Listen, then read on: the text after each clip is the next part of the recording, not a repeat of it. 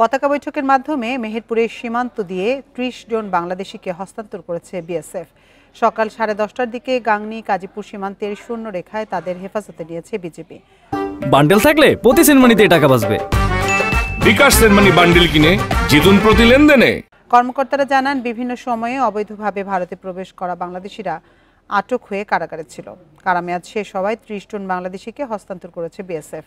পরে তাদের গাংনী থানায় সোপর্দ করার কথা উল্লেখ করে বিজিবি কর্মকর্তারা জানান, পরবর্তীতে তাদের পরিচয় যাচাই করে স্বজনদের কাছে হস্তান্তর করা হবে।